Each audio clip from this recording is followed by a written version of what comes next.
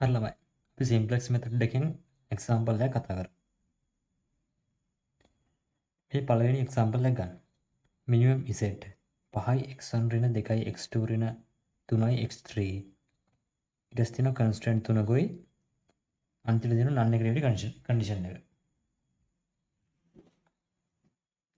හරි. දැන් මෙතන ගත්තොත් එහෙම ළමයි කන්ස්ටන්ට් තුනක් තියෙනවා. ඩිසිෂන් වේරියබල් තුනක් තියෙනවා. මම කලින් වීඩියෝ එකේ කියලා දුන්නා මේ මෙතඩ් එක ඇප්ලයි කරන්න කලින් කරන්න එක පියවරක් තියෙන මුලින්ම. මොකද්ද? මුලින්ම අපි ස්ටෑන්ඩඩ් මෝඩ් එක නැත්නම් ස්ටෑන්ඩඩ් ෆෝම් එක ලියා ගන්න ඕන. හරි. මේ ගානට අදාළව ළමයි මුලින්ම ස්ටෑන්ඩඩ් ෆෝම් එක ලියන්න.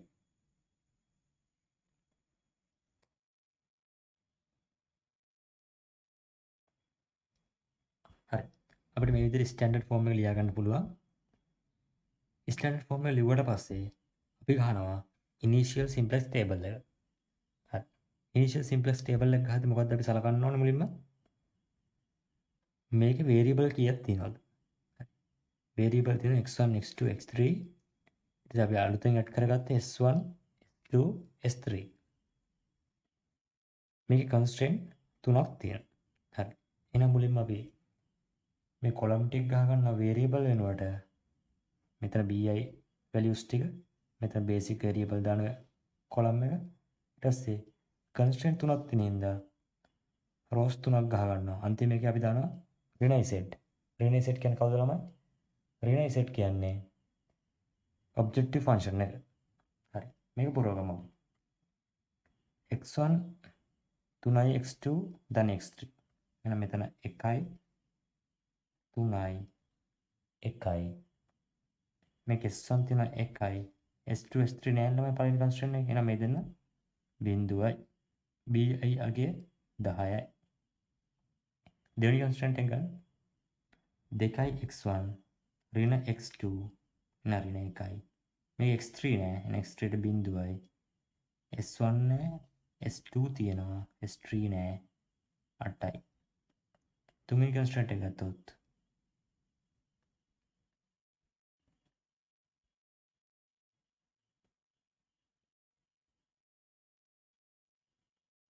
ඍණ 2යි බිඳුවයි බිඳුවයි 1යි 15යි.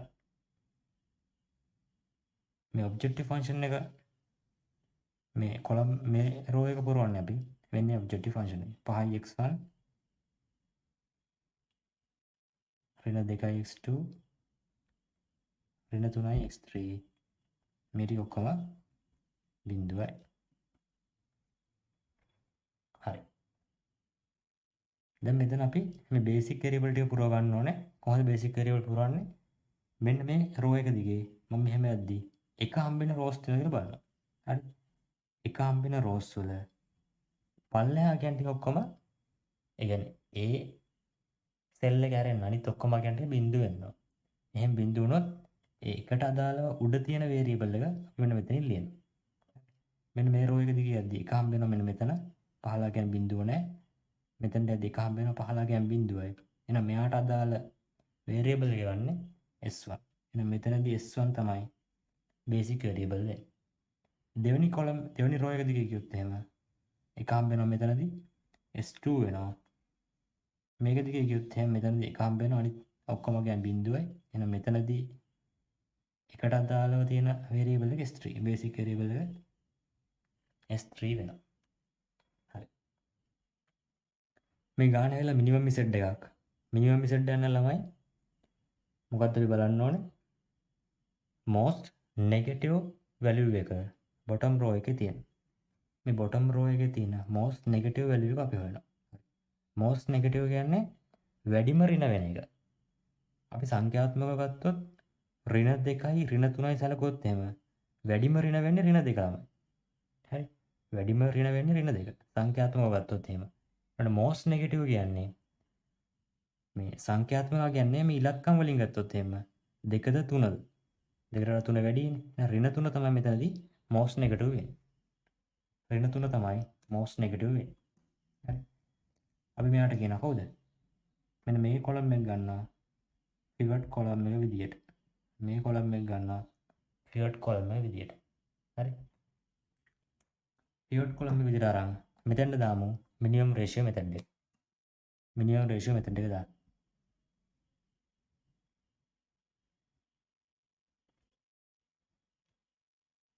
හරි. minimum එක දාද්දි කොහමද? bi බෙදීම aij. bi values බෙදීම pivot column එකේ තියෙන අගයන්ට 10 බෙදීම 1. 8 බෙදීම බිංදුව. 15 බෙදීම ඍණ 2.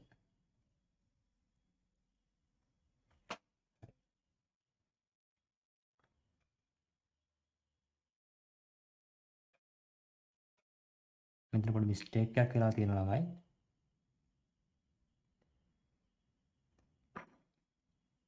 මෙන්න මෙතන 2x1 ඍණ x2 ඍණ x3 මේ පැත්තට ලියද්දි ඍණ x3 ලියන්න බැරි වෙලා අපිට නේ. ඍණ x3 එනවා. ඍණ x3 එනවා කියන්නේ දෙවෙනි කොලම් එකේ නැත්නම් දෙවෙනි රෝ එකේ මෙන්න මෙතනට ඍණ x3 මෙන්න මෙතනට ඍණ 1 එන්න ඕනවා. හරි. ඍණ 1 එතකොට මෙතන එන්නේ 8 බෙදීම බිංදුව නෙමෙයි. 8 බෙදීම ඍණ 1 තමයි එන්නේ. හරි. 8 බෙදීම ඍණ 1 එනවා. හරි. දැන් අපි pivot කරන්න අදාළ pivot value එක හොයාගමු. මොකද pivot value එක හොයන්නේ? මෙතන minimum ratio ටික දාන්න. 10 බෙදීම 1 කියන්නේ 10යි. 8 බෙදීම 1 කියන්නේ ඍණ 8යි. 15 බෙදීම ඍණ 2 කියන්නේ ඍණ 7.5යි. හරි. මම කිව්ව ළමයි මේ pivot column එකේ තියෙන අගයන් කියන්නේ pivot value එක කවදාවත් ඍණ වෙන්න බෑ. හරි. pivot value එක ඍණ වෙන්න බෑ කියන්නේ මෙන්න මේ 15 බෙදීම ඍණ 2යි 8 බෙදීම ඍණ 1යි කියන එක ගන්න බෑ. ඇයි එහෙම આવොත් එම මේ ඍණ 1 ඍණ 2 කියන්නේ pivot value වෙනවනේ එතකොට. මේ pivot value එක ඍණ වෙන්න බෑ. එහෙනම් ඉතුරු වෙලා තියෙන අගෙන් තමයි අපි pivot value එක තෝරන්න ඕනේ. මේ pivot value කවදාවත් ඍණ වෙන්න බෑ. එහෙනම් මෙතන මෙතනදී minimum අගය වෙන්නේ 10යි. minimum අගය 10යි කියන්නේ මෙන්න මෙයා තමයි pivot value එක වෙන්නේ. සාමාන්‍යයෙන් pivot value එක round කරන්න table එකේ pivot value එක round කරාට පස්සේ බලන කෙනා දන්නවා මේ දින pivot value එක තමයි කියන්නේ. හරි නැත්නම් අපිට වුණත් pivot කරද්දී ගානේ වැරදෙන්න පුළුවන් මෙන්න මෙහෙම වෙනම සඳහන් කරලා නැති වුණොත් එහෙම. හරි. අපි යමු table 1 එකට දැන්. table 1 එකට ගියාම මොකද වෙන්නේ?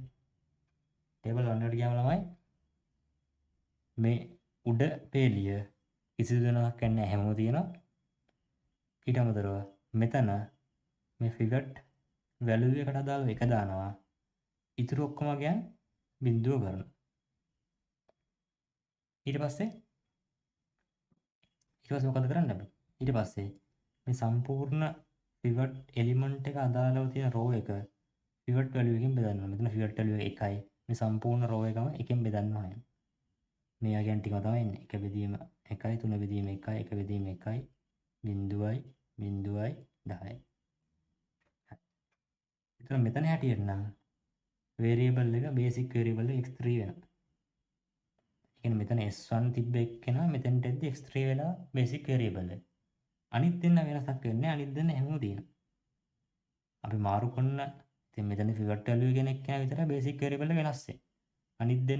අනිත් දෙන්න හෝ අනිත් ඉන්න ඔක්කොම variable ටික හැමෝම තියෙනවා basic variable විදියට. හරි. එහෙනම් s2 s3 ට අදාළව මෙතන basic variable එකක් නම් මෙයා ඉස්සරහින් s2 කොලම් එකේ එක තියෙන්න ඕනේ. අනිත් ඔක්කොම ගියන් බිංදුව වෙන්න ඕනේ. s3 ට අදාළව ඒ කොලම් එකේ එක තියෙන්න ඕනේ. අනිත් ඔක්කොම ගියන් බිංදුව වෙන්න ඕනේ. හරි. එහෙනම් අපි කොලම් තුනක් දැන් පුරවලා ඉවරයි. හරි. දැන් pivot කළා මෙන්න මේ ඉතුරු values ටික අපි හොයාගමු. pivot කරන්නේ කොහොමද? හරි. මම මෙතන අගය කරන විදිහ කියලා දෙන්නම්. මෙතන අගය ගන්න නම් කොහොමද අපි? මෙතනට අදාළව table එකේ තියෙන 2 එහෙනම් එතනට ගන්න වෙනවා 2 ඍණ මේ අගයයි pivot value එකේ අදාළ වෙන කොටු 4ක් 1යි 2යි 3යි 4 1යි මේ 1යි 2යි ඍණ 1යි මේ කොටු 4 අරගෙන අපි pivot method එක දාමු. එහෙනම් කොහොමද 2 ඍණ හරස් ඉලක්කම් දෙක ගුණ කරලා එක් වාරයක් ඍණ 1 එක් වාරයක් ඍණ 1 කියන ළමයි ඍණ 1යි බෙදීම පිවට් වැලියු එක 1යි.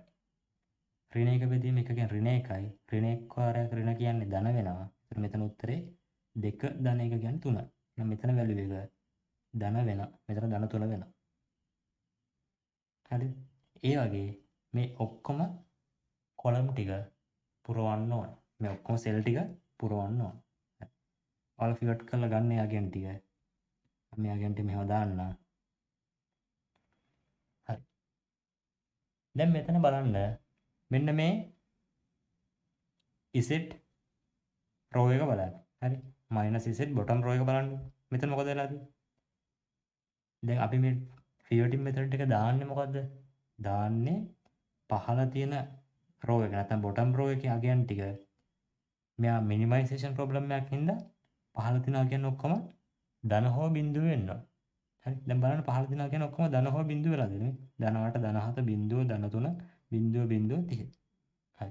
පහළ තියෙන ඔක්කොම අගයන් ධන හෝ බිඳුව වෙලා. ඒ කියන්නේ මේ මිනිමයිසේෂන් ප්‍රොබ්ලම් එක නිසා මෙන්න මෙයා ඔප්ටිමල් තත්ත්වයට ලං වෙනවා. අපි කියනවා this is optimal solution. නැත්නම් this is optimal table.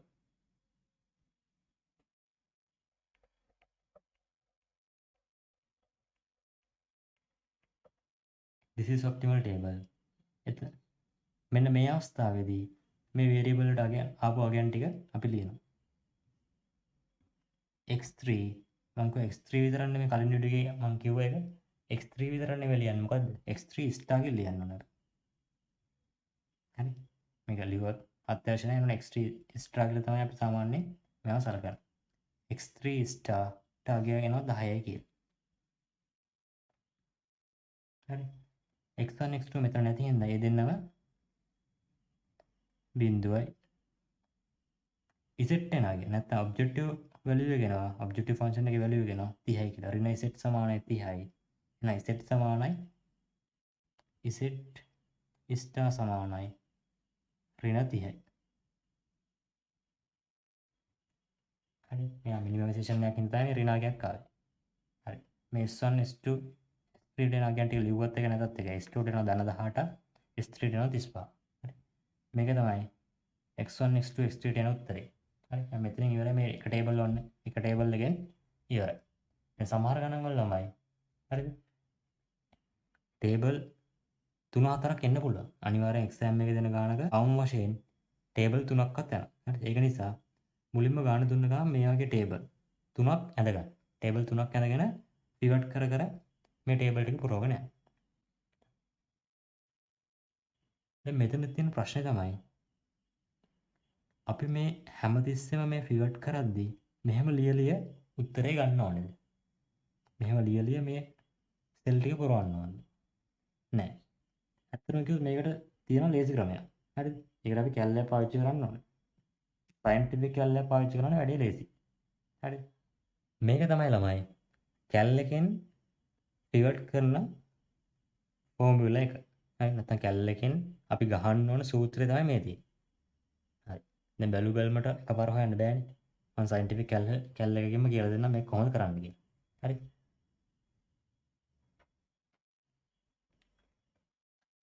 මේ පිවට් වැලියු එක කියන්නේ හැමතිස්සෙම අපි රවුන්ඩ් කරලා එකක් ගන්න ළමයි. ඒ රවුන්ඩ් කරන එක තමයි පිවට් වැලියු කියන්නේ. ඇල්ෆා A කියන්නේ ඒ සෙල් එකේ අගය. ඇල්ෆා B, ඇල්ෆා C කියන්නේ අර හරස් කොටු වලට එන ගෑන් දෙක. හරිද? මේ අපි දන්න සූත්‍රය තමයි මේ මැතමැටික්ස් ෆෝමියුලා එකෙන් ලියලා තියෙන්නේ. හරිද? හරි. කැල් එක ඔන් කරගත්තට පස්සේ තමයි මුල මේ මෝඩ් එකට ගිහිල්ලා මේ අංක 1 කියන එක එක්කෙනා දාගන්න. හරිද? අංක 1 කියන එක්කෙනා දාගන්න. ඊට පස්සේ ඔය ඇල්ෆා A කියන එක්කෙනා ගහන්නේ කොහොමද? මේ කැල්ලේ තියෙන මෙතන ඇල්ෆා කියලා එක්කෙනෙක්. බලන්න මේ රතු පාටින් තියෙන ඇල්ෆා කියලා එක්කෙනෙක්. ඇල්ෆා ගැහුවා. හරිද? ඇල්ෆා ගැහුවට පස්සේ උඩ පෙන්නනවා A අකුර. ඒ කියන්නේ ඇල්ෆා මෝඩ් එක ඔන් වෙලා. ඊට පස්සේ කැල් එකේ තියෙනවා කැපිටල් A කියලා එක්කෙනෙක්. හරි? හොඳට බැලුවොත් පේන්නේ කැපිටල් A කියලා එක්කෙනෙක් ඉන්නවා. නේද? කැපිටල් A කියලා එක්කෙනෙක් ඉන්නවා. මම කැපිටල් A ගැහුවා. ඊට පස්සේ මොකක්ද සූත්‍රය තියෙන්නේ? A මයිනස් හරිද? A මයිනස් තියෙන්නේ. එහෙනම් මුලින්ම A මයිනස් ගැහුවා. ඒ විදිහට සූත්‍රය ගන්න දෙන්න. හරිද? ඊට පස්සේ මෙතන තියෙන්නේ බෙදීමක් නේ ළමයි. මේ තියෙන බෙදීම ඇප්ලයි කරන්න. ඔන්න බෙදීම ඇප්ලයි කරනවා.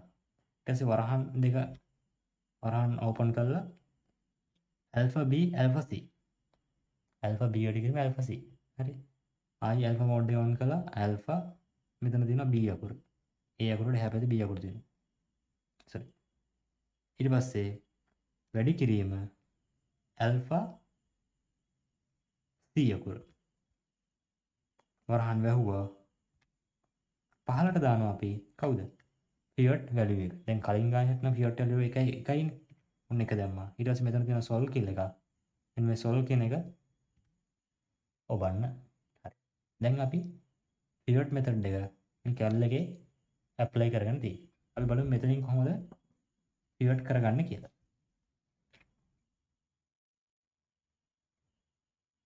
හරි. මෙන්න මෙතනින් බලන්න ළමයි. pivot value එකයිනේ. දැන් මම මෙන්න මේ සෙල් එක ගන්න ඉතියි කියලා දෙනවා. මේ සෙල් එකට නාගේ. මේ සෙල් එකට නාගේ කොහොමද එන්නේ? මේ 3ට අනුව S2 මෙතන තියෙන 2යි 1යි 1යි ඍණ 1. මුලින්ම ගහන්න ඕනේ A Aට නාගේ. A කියන්නේ හැමතිස්සෙම මෙන්න මේ අපි මුලින්ම තෝරගන්න කෙනෙක්. අපිට අගේ ඕන සෙල් එක. දැන් මෙතන අගේ ඕන සෙල් එක මේ දෙකනේ. එහෙනම් මෙතන ගහනවා 2. ඊට පස්සේ සමාන ලකුණ. හරි. 2 ගැහුවා. සමාන ලකුණ ගැහුවා. ඊට පස්සේ alpha b වාරයක් alpha c. alpha b වාරයක් alpha c කියන්නේ මේ දෙපැත්තේ තියෙන හරස් කොටු වලට එන අගයන් දෙක. 1යි ඍණ 1යි. b ට එක ගහලා සමාන ලකුණ ගැහුවා. c ට ගහන ඍණ 1. හරි. ඒ දෙන මාරු වුණා කියලා අවුලක් නැහැ. එතන එන්නේ ගුණිතයක් නිසා 1යි ඍණ 1යි මාරු වුණා කියලා ගැටලුවක් එන්නේ නැහැ. හරි. ඊට පස්සේ මෙතන එන උත්තරේ 3යි කියලා මේ. මෙන්න මෙතන සෙල් එකට අදාළ 3යි කියලා එනවා.